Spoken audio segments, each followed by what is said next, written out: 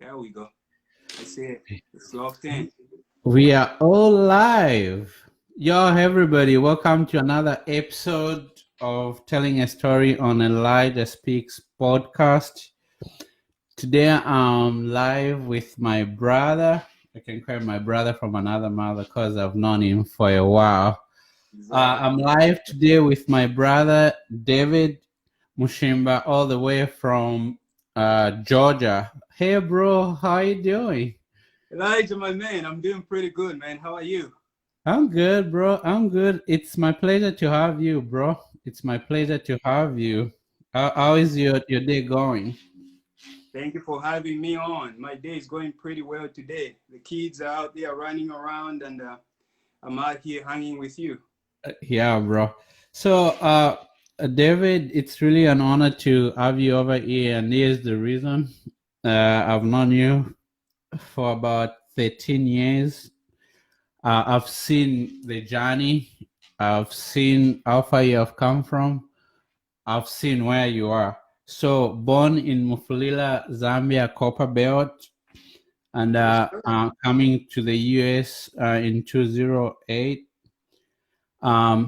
Pursuing your education, you've got a studying with a bachelor's degree in accounting and Yep. business, then going for your master's degree in accounting. Yes, Then sir. after that, start working with you worked with AutoZone. Then Yeah. you switched. You went to work with State Farm, one of the largest insurance companies in the U.S. And you Man. started from the bottom. Then you went all the way up for 7 years until you changed the job. Your last job was a financial supervisor. My man. Yeah, you got it all Then right. Mm-hmm. yeah, then now you work for Georgia Department of Labor as a supervisor, as a tax auditor. That's amazing, bro. Yeah, That's man. really amazing. Um, It took a lot of hard work, but hey, we here. okay, so with all these qualifications, everybody listening, they would think, that guy, everything was handed to him. He didn't have to sweat for nothing. Yes, sir. But I want to ask you a question. Who is David Mushimba? Wow. That's a great question, actually, Elijah. I didn't expect that one, but I think it's a great question that I would like to challenge our audience also to take time to Yes. ask themselves, who are you? Uh, I'll take it back. I'm not sure if you are still religious or spiritual, but I'll take it back to the Bible. When you read 1 John 4, verse 8, I believe, it talks about God is love. It does not say God created the earth, the heavens, he created the human beings. It says God is love. So everything that God does comes from the place of love. That's his focal point, love. So when you ask me who's David Mushimba, I would say David Mushimba is kindness, because Cool. everything I do, man, comes from that place of kindness. I take care of my family and friends because I am kind. I I criticize a lot of people. Like, I'm in leadership, so I criticize a lot of people because it's coming from a place of kindness. I don't want them to repeat the same mistake. I take care of myself. I work out. Take care of my family because I am kind. So David is kindness. I love that. I love the explanation. It's like you know who you are and you're able to share that with us. But it's really a very deep question, and I ask everybody who come to this show to actually tell us who they are in a sense of personal identity. So not Like, not only have you achieved and climbed these academic ladders, you are also an author. You wrote a book, African Born, American Bound. You're also an entrepreneur, you're also an investor, and you're an activist. So yes, sir. before I go deeper into all this, tell me how it was for you growing up in Zambia, Mufulira, before you came to the US? Man, I think if I was to describe everything, like for me growing up, I would say rough. Uh, a lot of people, I'm glad you asked this question because a lot of people look at me and they say, oh, his brother is he's in the government, he's a minister, this and that. He's had an easy life, but he was rough, man. I was born from a family of 16. My parents had 16 kids. Oh, And, and you we, guys are a soccer team. it's That's a good, football bro. team, man. Wow. And we lived, all of us lived in a 2-bedroom house. The Wow. toilets and bathrooms were outside. I remember walking 4 or 5 miles to school one way. And I remember eating one meal a day. Wow. I slept on the concrete floor in the kitchen. Not Wow. the carpets we have here in America, but it was concrete floor in the Wow. kitchen. And also, because I'm the youngest out of 16 of us, my nephews and nieces are about my age or older than me. So I remember exchanging shoes. I didn't have shoes. That's why right now, man, if you were to come to my house and I show you my closet, you'll be like, what are you doing? It's like it's full of shoes that I cannot even wear. You end it. Because I'm trying to compensate that time of growing up. I didn't have shoes. So my nephew, Holland Mushimba, he's about my age. He what we used to do, I would go to school in the morning wearing his shoes. And then my mother intentionally enrolled him to go to school in the afternoons. So when I get off school, I would go home, give him the shoes. He put them shoes on and goes to school. So we shared the shoes just to go to school. So when I moved to America and I had this, a good job going for myself, I decided I'm gonna just go all out on the shoes. So I have so many. Bro, I hear you. Yeah, but it was rough, man. It was rough growing up, I tell you. So you shared shoes and you slept on the floor. Which school did you go to? I went to Macaulay Primary School, which is a small school in Kankoyo, where my brother is the MP, member of parliament over there. So I went to Macaulay Primary School, and after Macaulay Primary School, I went to Chankwa High School, which is also in Kankoyo in Mufulira, down there in the streets of Mufulira. And then I moved all the way up to Mufulira High School, where I was in pure sciences, and that was, down the road later on in life when I figured out what I wanted to do with myself. So, growing up in the huge family, what are you the last born or? Yes, sir. Yes, sir. I'm the baby out of 16. Yeah, the baby out of 16. I bet you got some special treatment because you're last born, right? Yeah, if you say so, but I think I don't know. I think I'm conflicted there because my brothers and sisters were pretty much hard on me, so I don't know if I got special treatment or if they actually, gave me a hard time. I cannot really pinpoint that. Okay. So how was it like for you to migrate from Mufulira to the US? How did that happen? It was actually when my brother, and I'm glad that you mentioned that because this is one thing I would like to share with the audience as well. It's almost impossible to become what you are not exposed to. Oh. So for me, I was lucky. I think I was 9 or 10 years old when my brother got Brian, the one who's a minister back in Zambia now, when he got a scholarship to come to the US to study engineering at the University of Arizona. So prior to that, I really didn't know what I wanted to be, because sleeping on the floor was normal. Not having shoes was normal. You know, the streets, people dying of malaria, AIDS, and everything was normal. So really, the biggest dreams I had at the time was to either become a soccer player or a boxer, because Wow.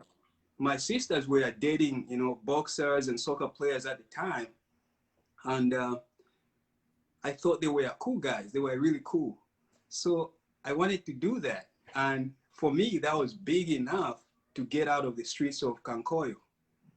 Uh, but when my brother moves to America, he started sending pictures, you know, of skyscrapers and 6-lane roads and, you know, him wearing nice clothes. I told myself, I was like, man, that's a life. So I started asking my brother, it's like, how do I become like you? Hmm. So my brother, my brother actually told me I had to pay attention to school. I had to Hmm. be the best student in school. And he sent me the book by Ben Carson. It's called Think Big. Mm-hmm. I think I still have it back there. I go with it everywhere I go.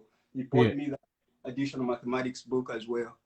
Um, so I was able to read Dr. Ben Carson there, and I realized that Carson went through almost the same struggles I was going through as a kid, and he pushed through. He pulled out of it, and so I started extremely hard.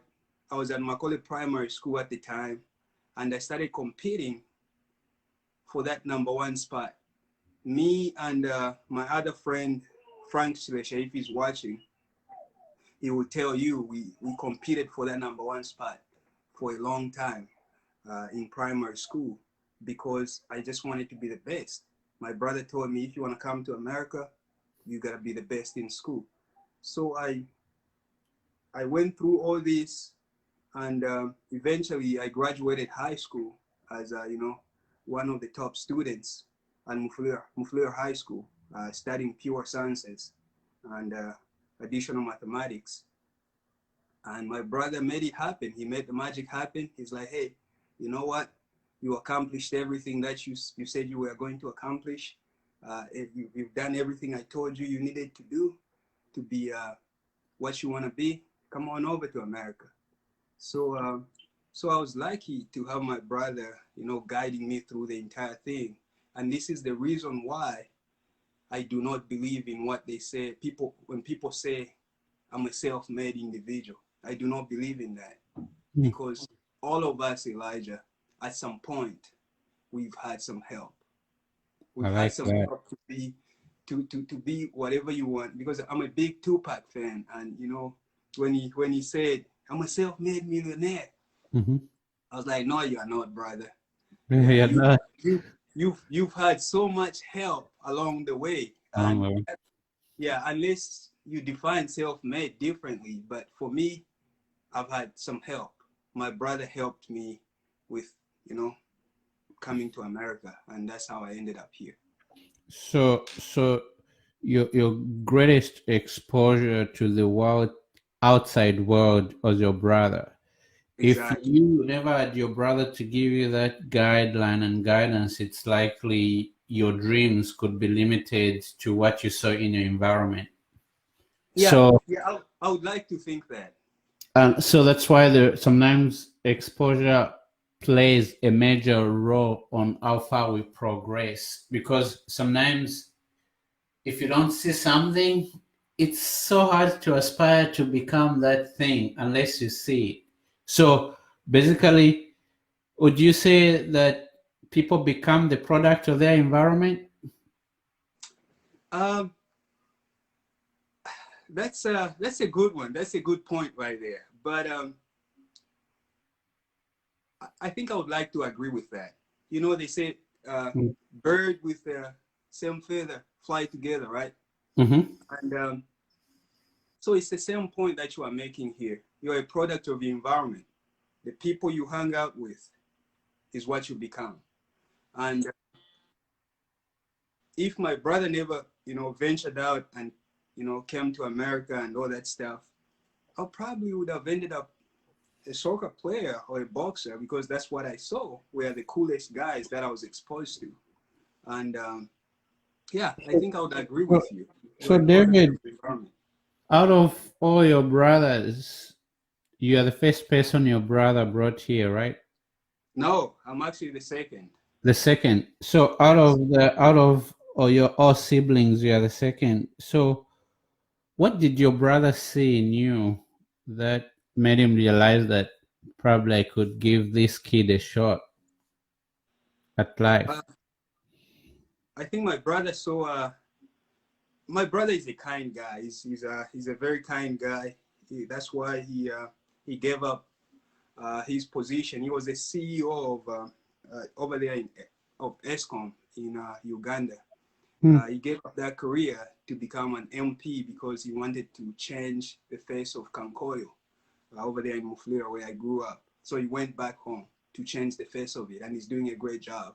So I think my brother saw in me a persistence. He saw hard work. He saw a kid who wanted more out of life than what I was, getting back in Kankoyo. So I believe that's what my brother saw in me. Just the hard work, the persistence, the ability to want more than what I was getting. I'm still hungry, man. I still want more. I like that. I like that. So fast forward, you work hard, you pass, you're on top of your class. You no longer want to be a boxer or a soccer player.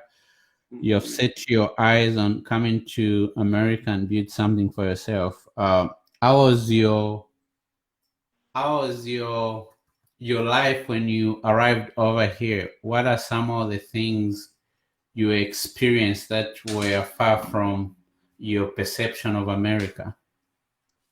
Oh man, that's a good question right there. And you know, for me, the biggest thing that I saw, because growing up, like I shared with you, Mm-hmm.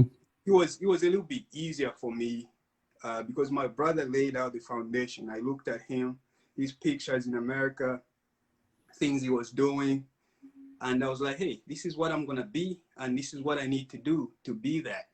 So I was doing really good in school. I was just doing everything that I needed to do. But when I moved to America, I did not know there was an obstacle when it comes to paperwork. So a lot of non-immigrant people do not understand this. It's almost impossible to do anything here in America if you do not have a green card or citizenship. Uh, I remember working 3, 4 jobs, man, just to pay rent and also to pay for my school because international student, it's like almost twice as much as Actually, it's somebody like who puts on three here. times as much. Yes. Exactly, you know that, Yeah. and also it's coming from your pockets. It's not coming from government assistance or loans or it's not Scholarships. coming from none of that. It's from your pockets. So it was hard, man. I remember the thing that kept me going at the time was my mother because I was gonna give up. By that time, when I moved here, I thought I was just gonna come in, go to medical school because that's what I wanted to do. I wanted to be like Dr. Carson. Mm-hmm. I thought he was just gonna come straight, go to medical school, finish, and become a doctor, and happily ever after. But it wasn't like that. I found myself in a situation where I had no Yeah, paperwork. order, bro. Order.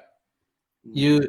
You're coming from Fulera where you said actually the conditions were not as favorable as you wanted them to be. So coming to America became your dream.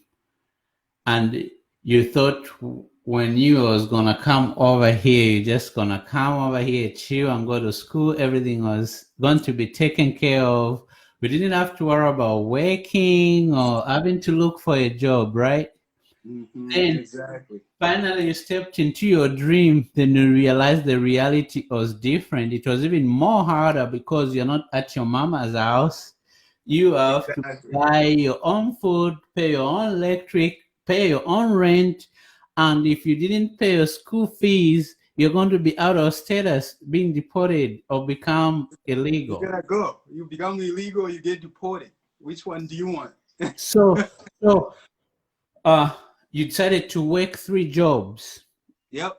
3, 4 While jobs. being full-time student, because when you're international student, you cannot be a part-time student. You gotta be full time. I never slept.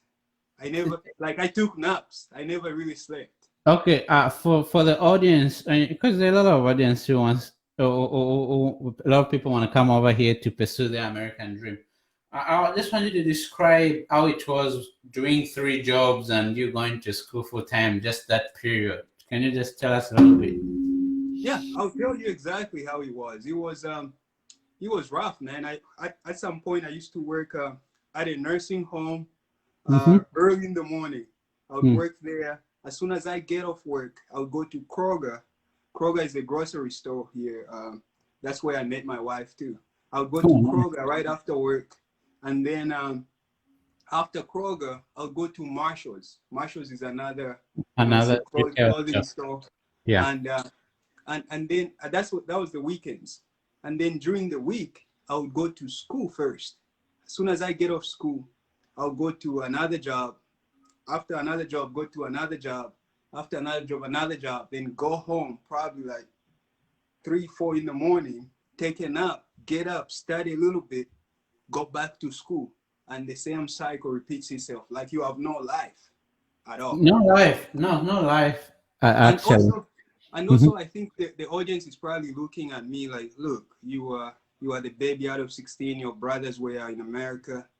But one of the struggles I had also was at some point, I got into it with my brothers. Both of my brothers. I had 2 brothers at the time here. I got into it with them, and they kicked me out. Wow. And that's one thing I would like to encourage the audience as well to do is take responsibility for your life. Even if you have a rich brother, a rich family, they do not owe you anything. Take responsibility for your life. Brother, preach more there. Or why is it that they don't know you nothing? Why they don't owe you anything. If you don't push it, you're not gonna get it. Don't sit back and wait for that, rich uncle of yours or brother or somebody to come and rescue you. You have to rescue yourself. Take responsibility for your life. So that's what I did. Once I got into it with my brothers, I took responsibility for my life. I had 4 roommates, 3 jobs, and school. And it wasn't an easy move. It was extremely hard for me. Okay. And I'll tell you this, Elijah. I almost quit several times. I wanted to go back home. Tell me why. Because I had no sleep. Like I was a zombie for a long time, And I would call my mother crying, because by then I was, 19, 20 years old, calling my mother crying, like, look, this is not what I thought America was gonna be. This is hard for me. I need to come home. And my mother, God bless her soul, and may she rest in peace. She would put me in check. She would be like, son, remember the reason why you went to America. I do not want you to come back here without an education. Remember the reason why you went there. I do not want you to come back without that reason. So I stayed in there. I hung in there, and here I am. Wow, that's very powerful. It's I think it's something that most people don't understand. I think when it comes to pursuing a dream, education, business, anything you want to achieve in life, it doesn't matter where you are, because I think most people think just because in America money is going to fall on your laps, they don't understand the the struggle you have to go to make it. Of course, America will give you opportunities, but those are the opportunities you need to hand, and you need to work harder. Here is not a place where you're gonna go to school, staying at home, and say, "I'm just gonna focus on studies." No, that's not what we do over here. No, Here you have no. to work. You have to work and study. The same thing you said. I remember doing 3 jobs, bro. Three Exactly. jobs non-stop and sleeping for 2 hours and being Yep. full-time student. If Yep. you ask me, I don't know how I did it, but I was like, this is not what I expected. But what I've come to realize is your will to succeed should be more than your will to seek comfort in the meantime. You gotta have a vision of where you want to be, and whatever you're doing right now is the goal that's gonna help you reach to your destination. So along that journey, you need people gonna push you, because there is this thing when things get harder is to give up, but you need to have people like your mother or Exactly. a good company that will tell you, man, you gotta keep on pushing no matter what. And that's one of the fundamentals why I started this show. It's not just because I want to have a show for show. It's Hmm. to bring the stories to light that shows perseverance and endurance, because success is never given. Success is earned. You You know gotta what I earn mean? it. Hmm. It's You gotta a earn it. progression. It's a process. You cannot skip steps. That's why this show is so important. So for you, you're literally living like a zombie. But listen, not only did you work hard, there are certain things you couldn't do because you didn't have paperwork. Exactly. Exactly. Like people do not understand this. You cannot start a business in America without a green card or citizenship. You cannot start. You cannot work certain jobs in America when you do not have a green card. Yeah. And those are obstacles that people do not look at. They just see, oh, somebody moves to America and they have a good life. No, there's so many obstacles here that you have to overcome, especially for some of us who are trying to do it the legal way. Yes. We are trying to do it right. There's so many obstacles. It takes a lot of time, a lot of money to overcome them. And once you overcome them, more obstacles come along the way. So yeah, I would like people to take a look at that before they jump on this American dream, you know, wagon. I'd like for them to think about what they really want to do once they move here. All right. You managed to graduate with an associate degree, and it was so much after the struggle. Why didn't you just stop there and say, "Man, I'm not gonna do this anymore. Associate degree is enough." Why did you keep on going? I like that you asked that question. I kept going, man, because I had a bigger goal. You Hmm. know, I like I shared with you, and one thing that my brother saw in me when he invited me to come here was that hunger. Like I was hungry for more. I'm always hungry for more. I always want more than what I got. So associate degree was not enough. You Hmm. know, I needed to go back to school and get my bachelor's degree. Wow. So I went back to school because I do believe in setting goals. Hmm. And I do believe in setting specific goals. And this is one thing I'd like to encourage our audience to do as well. Make sure you set specific goals. Just saying, hey, I want to be this is not enough. You have to have a clear vision, understanding of what the end result is going to look like. So I set a goal. Sometimes they are small goals, like Hmm. an associate degree was a small goal, but once I reach that goal, I have to set another goal to get my bachelor's degree. Once I hit that goal, I have to set another goal to get my master's degree, and so on and so forth. It's the same thing with mountain climbers. Hmm. You know, once you climb one mountain and you hit the top, it does not stop there.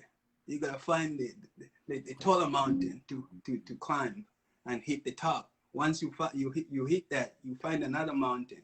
So the goal keep on going. You keep on stretching yourself, and that's life. Wow. I like that.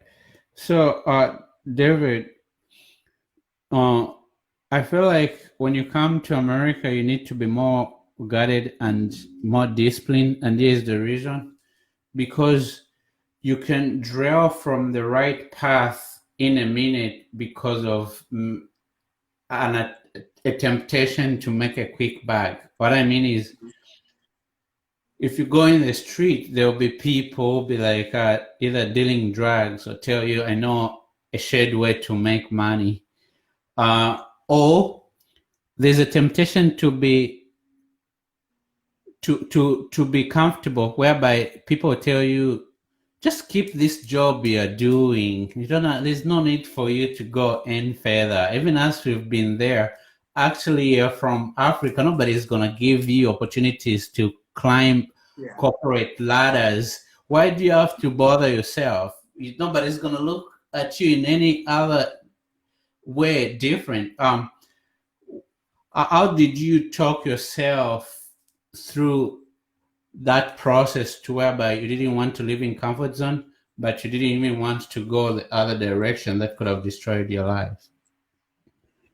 I like that question, Elijah, and it takes me back to what I shared with you earlier about goal setting. Mm. For me, I had a clear goal when I was moving to America. I was coming here to get an education and become a somebody, because I was coming from where I was a nobody. I was in the streets of Kankoyo. People were dying of diseases, and there was really, we were not exposed to anything more than that. So I had a clear goal in mind to get as much educated as I could, and I could use that education to go back home and develop my community.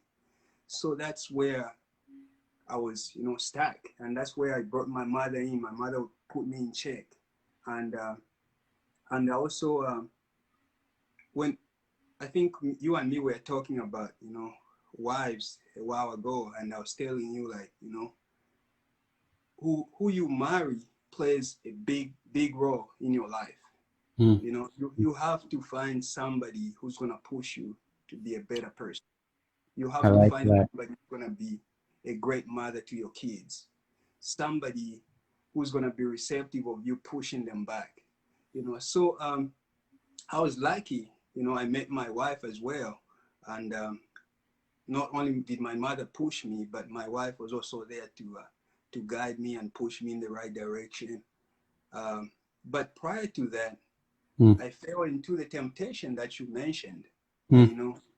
being in the streets, because that's what they show us also. Like, for most of international people, Yes. when I look at Black Americans, when I Mhm. was in Zambia, all I see was Tupac, Biggie, and all these.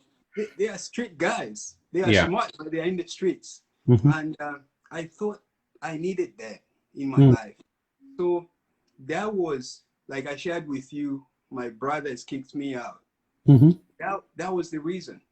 You know, Okay. I tried to jump in the streets and become something more than what my brother and I were imagining. Mm. I started hustling in the streets. I started running with the wrong crowds. I thought I was gonna be a rapper.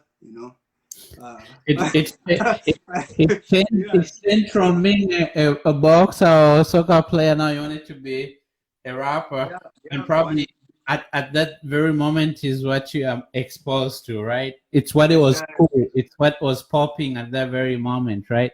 Yeah, That's when exactly. Lil when was like popping and doing big, right? Hmm. Exactly. So, Then you went so and bought a Chrysler 300, right? exactly. Chrysler 300. Baggy jeans, and just I'm bling blings. yeah, bling bling. Guns and everything. You just Wow. like, yeah. You think that's a normal lifestyle, but again, when I sit back, because you have to sit back and talk to yourself. You have these. You can hang out with these people that you're the hustlers, they are goons, they are gangsters, but you have 24 hours just in your head where you have to think, is this what I want? So I sat back and reminded myself of my goal. The main reason why I was in America was not to hustle. It was not to become the drug dealer. It was not to become, the shooter. It was not, it was to make my life better so that I can make an impact on the world and my community back home. Wow. So that was some lessons because um, here there are only two things that happen. If you go that route of going into the street, it's either you're going to die in the street or you're going to spend the rest of your life in In jail. prison. Mm-hmm. Prison, and that goes that way. I think that's something that your brothers were trying to showed you from, but you felt like you are too cool of a cat, I'm cool. They are old. These old guys, what are they telling me? I'm Yeah. young, I'm handsome, I got this. I gotta go out there and do it.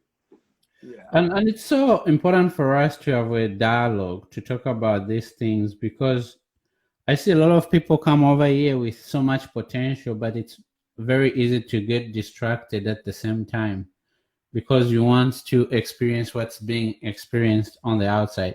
Then sometimes the journey to success just become so hard that you're going to be looking for something that is easy. So that's another reason why people fall. So, okay, fast forward, you graduate with your bachelor's, then you now start working with State Farm Insurance. How was it for you? It was man, I'm glad you asked that because people look at you, they're like, okay, he's in leadership, things were easy for him, it was handed over to him. But you know how they say if you are black, you have to work twice as hard in America? Mm-hmm. Now imagine if you are black and an immigrant and you have an accent.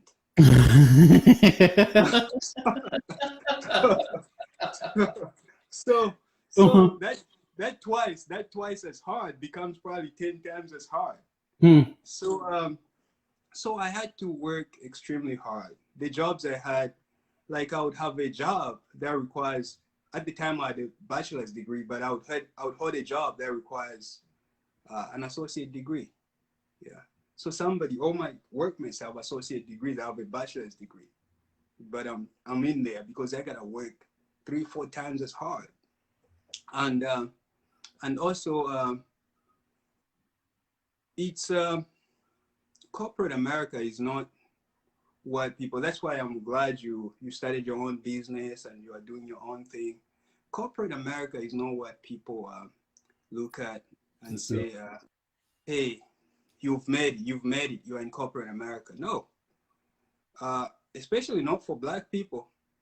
Yeah, because the higher you go, the less of us you see Yep. in corporate America. I like It's that. like, yeah, like show me a couple of, Fortune 50 companies where you see a black CEO or a black vice president.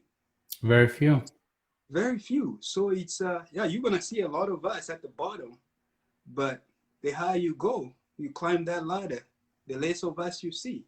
So it's, There's a lot of bias in even hiring process. There's just a lot that is not built for your advantage. And for me, I've been an advocate for ownership because you ain't gonna go nowhere to beg for a position. You need to start building your own things. That's just the reality. And we might say, let's be naive and act like no, things have changed. No, the issue is we are still dealing with systematic racism. It exactly. doesn't only happen in jobs, it happens everywhere. It's not only a police issue, it happens at work, it happens when it comes to promotions and all that stuff. So yeah, you can continue. Everywhere. No, definitely. So yeah, it's it was very hard to navigate my way through and to make it into a leadership position. Uh, but like I shared with you, once you set a goal, I went to State Farm. I started as a part-time employee. I set a goal. I gotta see myself into a leadership position, because the reason why I set that goal was the leader at the time that was leading us was just not kind to my peers. Whenever she walked in, everybody would cringe, like, and I didn't want anybody to feel that way. That's the kindness in me. So I told myself I was going to be a leader. I was going to jump into leadership someday, so that people would love to come to work. People would smile when they are working. So I found out what I needed to do to become a leader. Part of it was I needed a bachelor's degree. I already had that, and I was still not a leader. So I went for a master's degree. Wow. And eventually I got into leadership, and I'm proud of what I've done, as a leader, because everybody that I've led, they'll tell you that I lead from a place of kindness. I'm not a nice guy sometimes, Elijah, but that's the difference between being nice and being kind. A nice guy would tell you, oh, everything is great, because he don't want to hurt your feelings. Yeah, but I'm a kind person, so I'm gonna tell you when I see a mistake, like, dude, this and that's what leadership is. It's also holding people accountable in order for you to have a better results for whatever you're trying to achieve in an organization. Exactly. So, but there's discrimination in a lot of organizations out there. That's why I love that you inspire people to work for themselves. That should be, I believe that should be everybody's ultimate goal. Even when you are working a job, you are working a job so that you can develop something for yourself, where you can actually work for yourself. If you are raising capital to work for yourself, if you are raising something, but you gotta work for somebody so that you can enhance yourself, not to stay there forever. Yeah, I think for me, one of the things I want to push so much on this show is the shift in mindset, especially in minority people. Education is very important, and education is very good, but education is not the end game. It's the where everything needs to start. You don't need to just get educated to go for a salary, then you say you made it. Like yourself, not only did you become a leader, what did you do? You started investing in real estate. You go to Zambia, you buy houses. Here you've got rental properties. So what happens is you're creating wealth for your family. If anything happens with your job, you have something to fall back on. You know what I mean? Then when you get order, when you have invested and created a portfolio, you're not going to depend on your children to be taking care of you for the rest of your life, because you want to give them a good start ahead so that you can set them for success. So for me, when I talk about ownership, it's not heading on education. It's wanting to people be financially free, because if you look at an economic status of the Western world, the system is not created to make you rich or wealthy. No, the system is created to make you work till your wheels are off. Here in America, we've got people work when they're 80 or 70 because they haven't finished paying the mortgage on their houses. And why is it that they haven't finished paying the mortgage? Because they don't make enough money to pay the mortgage. You know what I mean? Yeah, they're paying taxes and they are making the person they work for richer. Yes, these people might have a degree or PhD, but that's not enough to keep you ahead. You need to think about investments. So we want to change the narrative. Yeah, I've got a degree. Yeah, I worked for Sony. Yeah, I resigned. Why?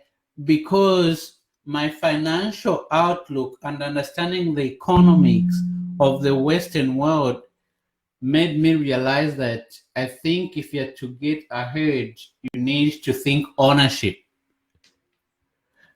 Why was education important to me? It gave me a different outlook. It's not only because I wanted to get a good job. No, it gave me a different outlook. It I like that. I exposed me like to that. different things. I It like made me that. understand how the political world works, what the history of America is, how the world economy works, what investments are. And I put that together and created something that was going to benefit me in a long run. So I feel like we need to bring in more this conversation so that we can learn about financial education, investments, and also how to find a job that appreciates your value, that pays you for what you're worth, instead of settling in because you feel like they're doing you a favor. You know what I mean? Exactly. You need to know Exactly. the value that you bring to the table. So I think there's just a lot of dialogue and a lot of conversation to have. So you worked Definitely. 7 years for State Farm. You Hmm. reached a position of financial supervisor. Now, this is a kid who come from Mufulira, who used to share the shoes with Oh his yeah. cousin, is in working for one of the biggest insurance company in the US. Fortune 50. Yeah. Yes, and you are the financial supervisor. How did you feel at that moment? Yeah. I was the finance supervisor over there in payroll. You know, responsible for making sure the paychecks were accurate. You know, for over 60,000 employees for the Hmm. company. Um, it was a big, big job to carry, Mm-hmm. and people do not understand this. You gotta go in there and you have to perform. You have to know, like leadership. They do not just promote you because you have that education or because you know somebody. They promote you because they know you can deliver. So you have to go in there. And sometimes I did feel like an imposter. You know, these situations where most of the time when you are working, where you feel like, do I belong? You know, and a lot of people think that. Even presidents will tell you that. They will tell you that, man, sometimes I feel like an imposter. I'm like, is this for me? Yeah, Hmm. but you have to tell yourself that, you deserve this. You've worked, you've proven yourself to be where you are. And that's what kept me going. I told myself I deserved it. I worked extremely hard for the company and I deserved the position. But when I realized I was uh, I was not being valued. Like I remember you mentioned that you have to navigate your way and find a job that values you. Mm-hmm. To me, that's a big key as well. Mm-hmm. It's I know my value, and when I'm hanging out with you, Elijah, and I feel like you do not value me, or you do not treat me the same way I would like for me to be treated, uh, I have to find my way out. you know I'll give you a chance, but eventually I'm going to find my way out. So that's what happened also with the organization I spent over 7 years with. I i realized, I was bringing a lot of value. I wanted the best for this organization, but I didn't feel the same way about them. I didn't feel I was being treated the same way. Like I shared with you, the higher you go, the less of us you see, I and see. Yeah. in corporate America. Mm-hmm. So I decided to step back and go somewhere where I felt appreciated. So that's how I ended up with the Georgia Department of Labor. I'm working for the government of American government. Mm-hmm. Uh, I'm helping the community in Georgia, and that makes me happy. And Good. not only am I doing that, like Mm-hmm. you shared, I'm investing. Mm-hmm. Um, I have a really, really nice, real estate portfolio here in America and also back home. Uh, that's my daughter over there. Oh, Mila, she says she can come if she wants. Mila, Daddy's in a meeting. Okay, go ask Priska to help you. Okay, I love Um, you. Yeah. So right now you are a supervisor, a tax auditor in the Georgia Department of Labor. That's huge. That's a lot of responsibility because you're literally dealing with all the state. Exactly. What are some of the challenges or obstacles with a new job, or what excites you? Yeah, the biggest excitement for me is helping the state of Georgia because I consider Georgia home. When I moved here to America, I moved straight to Georgia, and I feel like I gotta give back somehow. You know, this state has made. You know, I went to schools in Georgia. I've made mistakes and I've fixed mistakes here in Georgia. Feel like I owe the state a lot, just like I owe Mufulira a lot. Mm-hmm. Um, so that fulfills my heart, especially now we are going through the pandemic, and a lot of people are filing for unemployment benefits and they need help. And although I do not work in the unemployment, claims area, I work in the tax area, tax audit area. I'm able to affect that unemployment, those decision making. I'm able to affect that so that I can benefit the state of Georgia. You know. Bro, you're doing so much at the young age. People think you're like 40s. Are you comfortable with disclosing how old you are? People be like, this guy is impacting lives in the whole state. You should be an old guy. Yeah, no, man. I'm 30. I'm 31. I'm 31 actually. Yeah. Yo, did you hear that? This is a I just, young man I changing the just, lives of many people, and he has accomplished a lot. I just turned 31 on September 3rd. So, Wow, that's amazing, bro. Then, not only are you an entrepreneur, an investor, you're also an author. You wrote a book, African Born, American Bound. What was that book about? What was the source of inspiration? that book was about being successful. Hmm. Um, Coming from nowhere, like I shared with you, uh, coming from that's my daughter. It's fine. They want to Mila, join. Mila, come on, come in. What is it? The game is not doing it. Okay, come on over here. Okay. Oh, just made a mess. Okay, go. Yeah, she wanted me to open a fruit bowl for her. Oh, really? Yeah. Fatherhood, you know a lot about that. Yeah, yeah, Yeah. I do. So, Yeah. So why that book? yeah. So the book was like when we talk about legacy. Mm. Legacy, you gotta leave something that people can remember you by, and part of that is we are lucky now we have technology and other aspects we can use to tell our legacy, to live our legacy through. But I felt like this book was a great platform for me to help out my community and just everybody who's in a dark place, who's thinking, oh man, I cannot push through this, I'm done, i'm I'm tired, I'm done. If I can do it, if I can come from Kankoyo without shoes, sleeping on the concrete floor, uh, being in a 2-bedroom house, 16, children, toilets, bathrooms outside, and walking 5-6 miles to school, if I can make it out of that situation and come to America and be a leader of this free world, uh, it's just it's a big concept.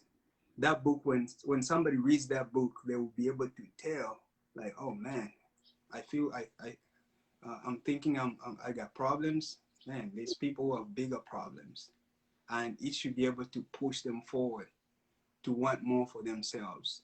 So it talks about strategies that you can use to be successful in life. And I know a lot of people define success differently, but I was it's gonna simple. ask you that. Since you jumped in, is how do you define success? Oh, for me, success, Elijah, is the ability to solve problems. So, Oh, so when we look at Bill Gates, he's successful because he's able to solve problems. When you look at Mark Zuckerberg, we are using his platform right now to talk to the world. So he was able to find the problem and solved it, and hence he became successful. So oh, for me, all those right. people go, yeah, those people go hard. They go out there, they find problems and they solve them. They are successful people. Yeah, that's how I look at it. I like that a lot. Because that's a different perspective, and that's I always keep on saying success is subjective, depending on how your personality is or what you're trying to achieve in your own life. Mhm. So, uh, David, out of everything that you have told me today, what is it that sets you apart and drives you to achieve more? Uh, Man, that's a good question. Um, I would say for me, it's the humble beginnings. Humble beginnings have made me who I am. I like when I look at myself, Elijah. I know I'm doing okay now, but nothing. I cannot go through anything that can compare to what I've been through. Hmm, That's how I look at it. hmm, So I can have little struggles here and there in my life, but I've been through harder times. hmm, I'm from the streets of Kankoyo. hmm. My mother passed away. That was my best friend. Those moments actually they mess you up, but I've been able to push through that. So any little thing that I can go through, anything that anybody can throw in front of me, guess what? I'm just gonna laugh at them and overcome that because I've been through worse than that. So whenever I'm going through a hard time, I take myself back. I take myself back to Kankoyo, and like, man, I pushed through not having shoes. I pushed through sleeping on the floor. I pushed through having one meal a day. What's So, this? bro, sometimes when we are going through hard time, we shouldn't always look at it in a negative spectrum, right? Because at the end of the day, it's something that molds us into getting stronger and having that courage to overcome other challenges in the future. So I feel like what you did, instead of getting mad and bitter about your situation growing up, you used it to the good because you use that as a motivation to get ahead in life. It So is. for somebody who's going through struggle, who have got bad situation right now, instead of living in self-pity Yeah. and always complaining and waiting on the government to help you to make your situation better, maybe you can use that energy and mold it into something positive to drive you forward.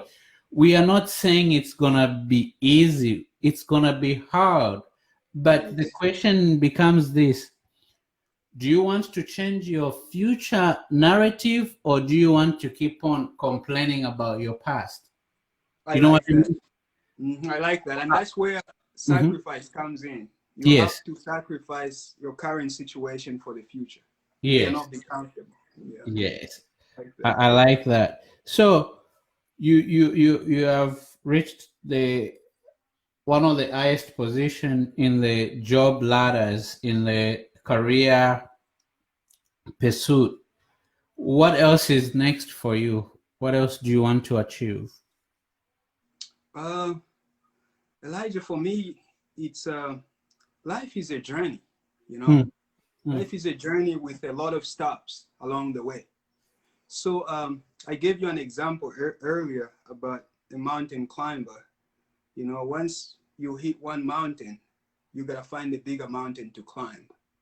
So that's how I look at life. That's how I live my life, and that's how I want to go down. So for me, goal setting is big, specific goal setting. So I've been able to set goals to get my master's degree so that I can help my family, so I can buy a bigger home, get, more money, uh, and also be able to be there for my family and friends. I've been able to accomplish that. I do feel that I have to take it back to where I started, to when my brother sent me the book, Think Big. And me and my brother, we always thought I was going to be a medical doctor. Yeah. So I was the best student in biology and math growing up, because that was the goal. Me and my brother had a strategy. I was going to become the first medical doctor in my family. So now that I've been able to reach, like you said, the pinnacle of this, corporate America and all this career-wise, I've come to the point where I'm like, okay, I've sacrificed a lot for my family, for my friends. I was able to build my mother her dream home before she passed away. It's amazing, bro. I've done all these amazing. things. I've done all these things that people dream of.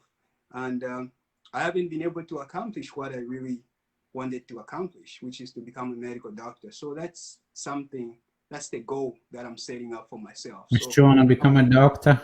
Yeah, so I'm probably going to be going to medical school here very shortly. Wow, man, congratulations. I like that. Thanks. I like that. It's going to be hard, but you got to sacrifice. Yeah. Julie K is listening to the conversation. She wanted to know the name of your book, and also, what's the name of your book again? African Born American Bound, right? Yeah, where can people get that? Yeah, African Born American Bound for Success. Oh, awesome! Is it on Amazon? It is on Amazon. It's on Barnes and Noble. All the bookstores, you're gonna find this thing. That's what I'm talking about. Yeah. So, David, your brother is a minister in American context. I can say a senator. Yep. Your brother was once a student in the U.S. at the University of Arizona. Then he went back to give back to the community where he grew up, and to help enhance the lives of local people. Mm-hmm. And as your brother is a public figure and considered successful, when most people look at you, they always think your success have everything to do with you riding under the wings. What can you say about that? Oh yeah. Although, I'm not gonna deny that, because I shared with you, my brother exposed me to a better life than the life I was, the life I thought was normal, the life of walking 5-6 miles to school without shoes, sleeping on the floor. My brother exposed me to this American life where be like, man, I can drive on the highway with 6 lanes. I can be a leader of this big organization. Oh wow. So my brother was able to expose me to that. So I do not take that away from my brother, but when it comes to handouts, my brother is not like that. My brother works hard for what he has. My brother does not take shortcuts, and he's not going to do that to anybody. He believes that's not fair to me if he's giving me handouts. So I work for my own. My real estate portfolio, you track my money, it comes from my personal accounts. Whatever I do is on me. If I decide to run as a senator as well, it's going to be because of my decision, my resources. It's not going to be out of his name.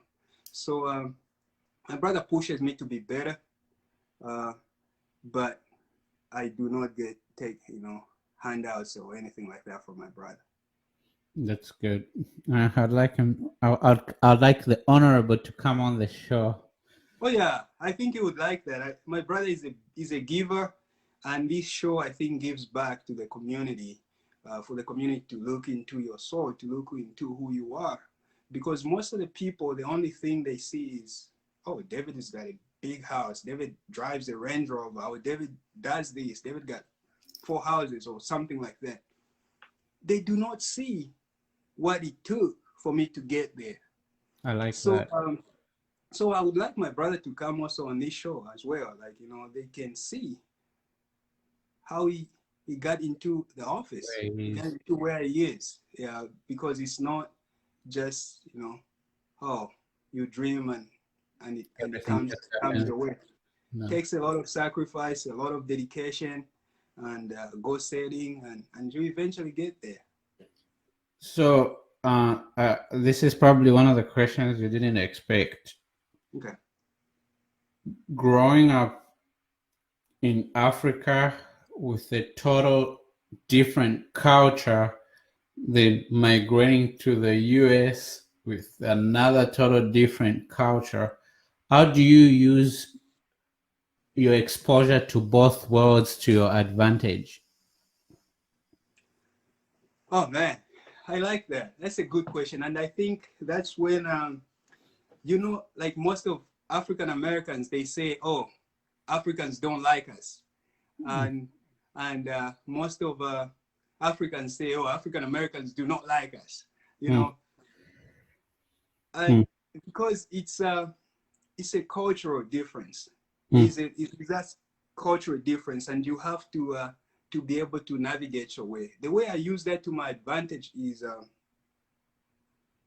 I don't believe white people think I'm a threat. And I do not believe African Americans think I'm a threat. So that's an advantage for me. So I can go in the hood and I'll be just fine. I can go in the corporate America, I'll be just fine because I'm from Africa. So to me, that's a big advantage. But the fact that most people think we don't like them or anything like that is not true. That's personal.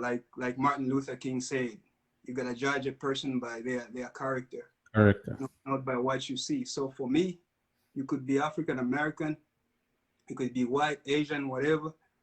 I gotta look at your character.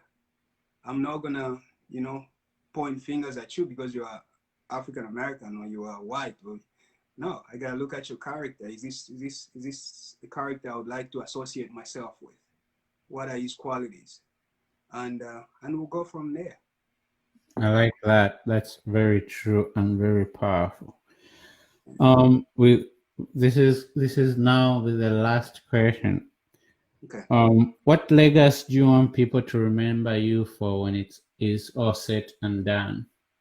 Oh man, the legacy question. I believe that's a question that all of us, the audience who are listening, you should be asking yourself that every single day. What legacy am I leaving behind? So I just put out a blog on davidmushimba.com. I do have a blog website, davidmushimba.com, if you guys can go check it out. I put out a blog. It's called Before You Complain. And it talks about before you complain, think about Nelson Mandela and Chadwick Boseman. These two, Chadwick Boseman, Black Panther, he just died not too long ago. These two individuals gave us everything they had before they died. They squeezed everything out of their life before they died.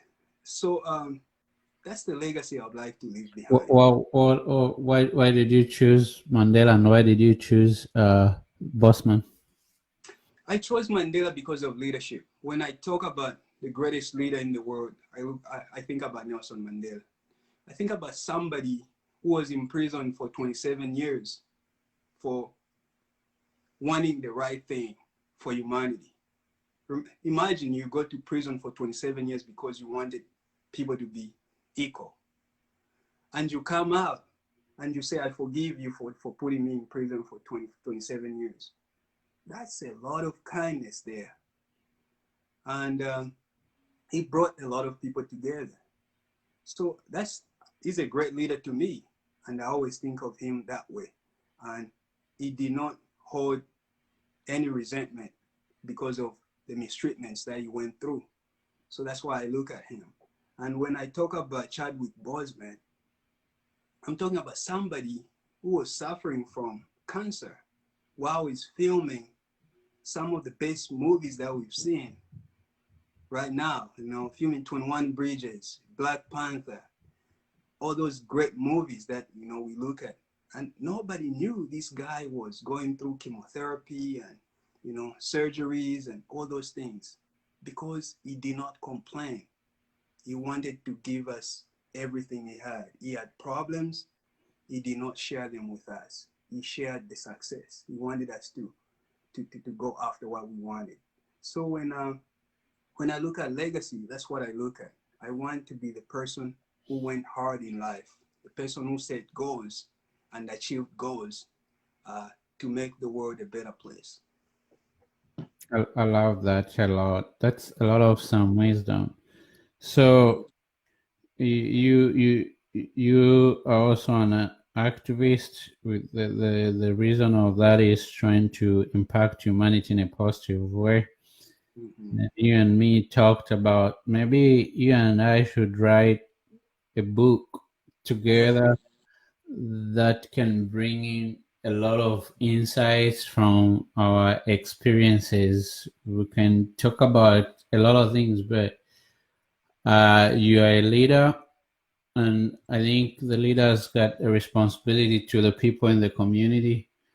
And one of them is we want to help shape and change the narrative and the mindset of people.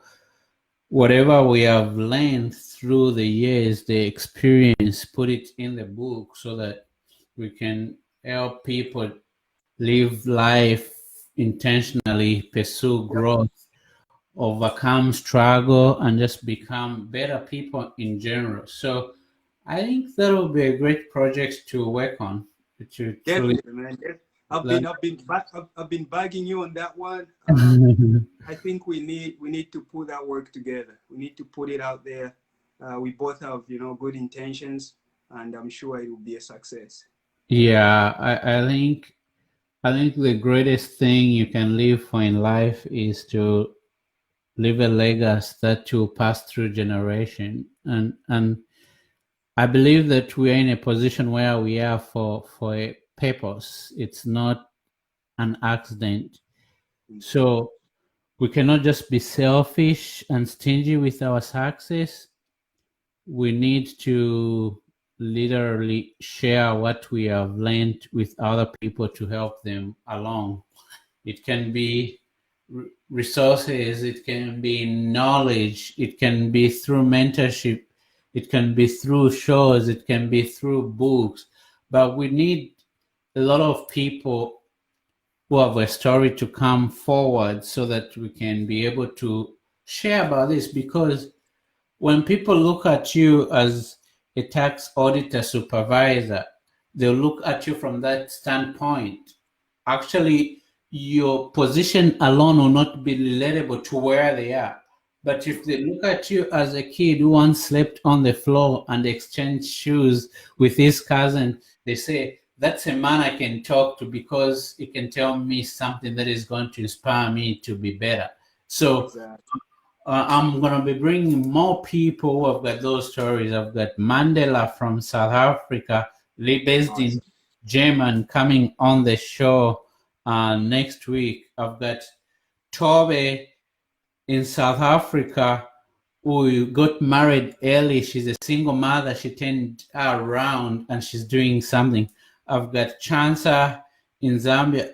I've got Ashley in America. I'm trying to bring people from different countries to come tell the story, because people are going through different struggles. But if your story and my story, our story, can inspire a life that's going to change them, in the future, that's what life is about. So, We need it. bro, We need it.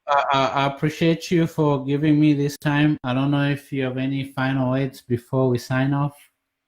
Yeah, no, I definitely appreciate you for having me. Bye. Yeah, my daughter again.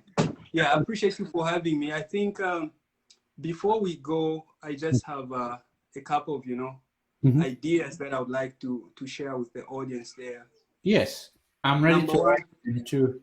yeah, yeah. No, number one idea is that take responsibility for your life. Okay. Yeah, take responsibility for your life. Having a rich uncle or brother is not an excuse. Hold on, let me check. All right, Mila, I'm gonna be out there in a second, okay? Go wait for me upstairs. Dad on duty. Yeah, that on duty, man. I hear you. Thanks for your patience. Oh, no problem. I hear you. Yeah, yeah, because people look at me like you said, like, oh, he's got brothers, he's the youngest, and he's this and that. No, I take responsibility for my life every single day. My brothers will tell you that. Do not make excuses. In life, everybody has problems. You look at somebody. I look at Elijah, and I'm like, oh, I wish I can be like him. You probably got more problems than me. I look at somebody, and I'm like, man, I wish my life was like that. No, they probably have problems, probably worse than yours. So do not look at it that way. Try to just push forward. I gave an example of Nelson Mandela and Chadwick Boseman. They pushed forward with their own problems. Chadwick Boseman was, assisting kids who were suffering from cancer while he was suffering from cancer himself, and nobody knew. So do not make excuses. Go out after there. Decide what you want in life and go after it. Do not put on a facade just to fit in with the community. Dare to be different. And that's what I got for the audience. Thank you so much. That's deep, bro. Take responsibility of your life because nobody gonna take your life ahead for you, right?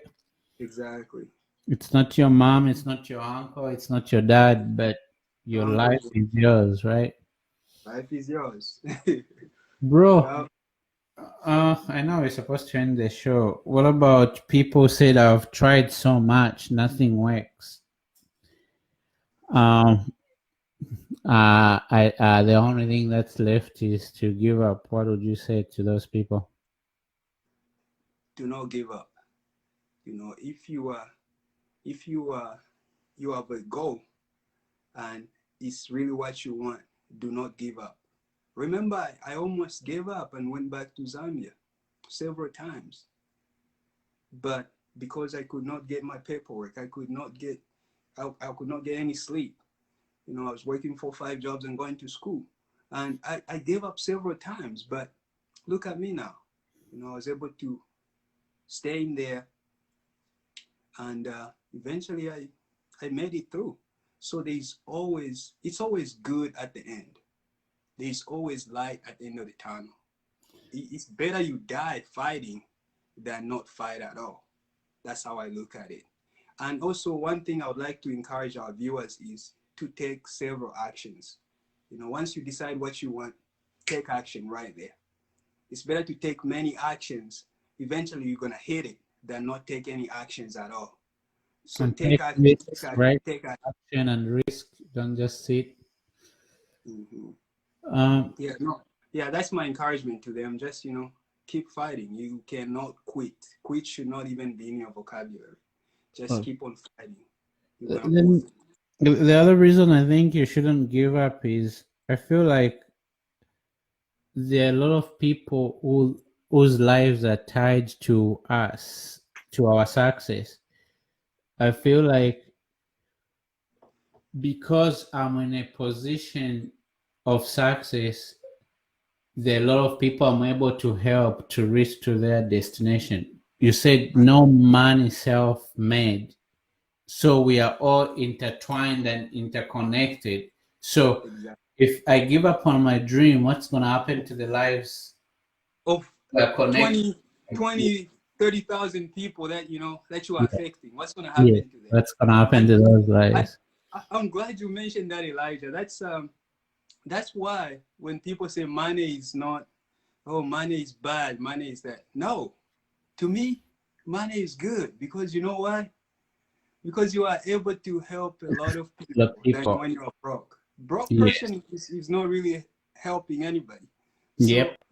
So you gotta have a little money so you can help the next person. You can put the next person with that little money. You gotta have a little money so that your kids do not walk 5-6 miles to school like I did, so that they can have shoes. So whenever you say money is not good, I don't know about you, but for me, money is good. Hey, you always say money is not good when you're broke. Exactly.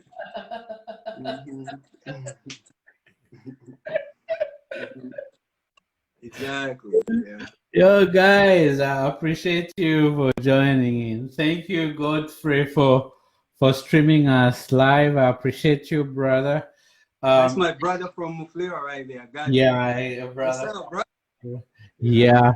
Then thank you for everybody who tuned in from across the world. You can share this video on your page if you want more people to get inspired. That's what it's all about. We just want to inspire people and help change the narrative. But bro, much respect. I'm proud of what you have achieved, and you shouldn't stop for nothing. Keep on going because only the sky is the limit. That's if the limit is there. If there's no limit, keep on going.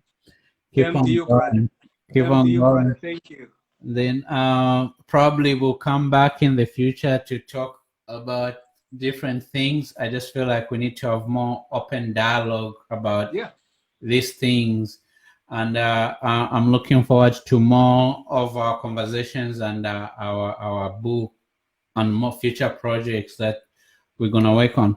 Then, do you know the other thing we can talk of is you and me have done investments. We can also in the future talk about how we got started and how you can slowly build up your portfolio and do all that stuff so that we can just put the information out there. We are a brother's keeper. We want to see people do well and succeed as well. Then, I mean, you're also a great husband and a great father. Never stop that. Keep on taking care of your family because that's the most important thing in this world. So, thank you so much for coming by, and I'm going to sign out. Thank you for having me, brother. Have a good